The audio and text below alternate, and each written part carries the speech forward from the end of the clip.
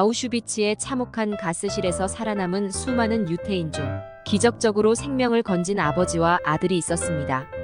아버지는 아들에게 우리가 이 세상에서 가진 것은 단지 육체만이 아니라고 얘기합니다. 지혜가 곧 재산이라고 얘기합니다. 기존의 통념을 넘어 창조적으로 생각하라고 말합니다.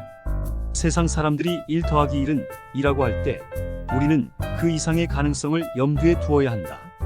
1946년 그들은 희망을 안고 미국으로 향하여 결국 휴스턴에서 어렵게 구리 그릇 사업을 개시했습니다. 어느 날 아버지가 아들에게 구리 1파운드의 가격을 물었습니다. 아들은 주저없이 35센트라고 답했습니다.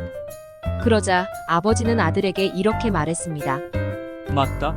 그러나 그건 누구나 알고 있는 구리의 가격이란다. 하지만 너는 유대인의 아들이잖니. 유대인의 아들이라면 다르게 생각할 줄 알아야 해.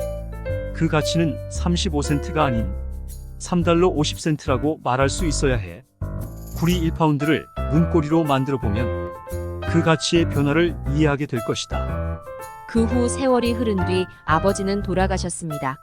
아들은 홀로 그릇 가게를 이어받았습니다. 아버지 없이 혼자서 사업을 꾸려나가느라 무척이나 힘들었지만 구리로 소리나는 악기를 만들고 정교한 스위스 시계 태엽도 제작하고 심지어는 올림픽 동메달도 생산하는 등 사업을 점차 확장해 나갔습니다. 결국 그는 맥케이사의 사장으로 성장하여 동 1파운드를 3,500달러가 넘는 가치로 변모시켰습니다. 그가 바로 유명한 뉴욕주 잡동사니 사건의 중심 인물입니다.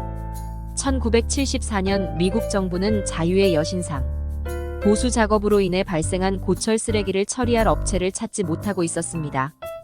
공고를 낸 지 몇 달이 지나도 산더미 같은 고철 쓰레기를 처리하려 공고에 응하는 회사는 없었습니다. 뉴욕의 쓰레기 처리 규정이 매우 까다로워서 섣불리 응했다가는 오히려 환경단체에게 고소와 고발을 당하며 벌금을 무는 등 손해만 보기 일쑤였기 때문입니다. 그런데 그는 이 소식을 듣고 뉴욕으로 단숨에 달려가 산더미 같은 고철 쓰레기를 보자마자 계약을 체결했습니다. 많은 이들이 뉴욕의 복잡한 쓰레기 처리 규정을 떠올리며 그를 무모하다고 비웃었습니다. 하지만 그는 도전을 두려워하지 않았습니다. 직원들과 함께 엄청난 양의 쓰레기를 매일같이 정리하더니 결국 소중한 자원으로 탈바꿈시켰습니다.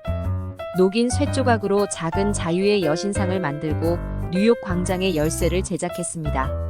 심지어는 자유의 여신상을 감싸고 있던 천을 잘게 잘라내어 꽃집 등에 팔아넘겨버립니다. 결국 그 고생과 수고로 단 3개월 만에 흉측했던 고철 쓰레기 더미가 350만 달러의 현금으로 변신하였습니다.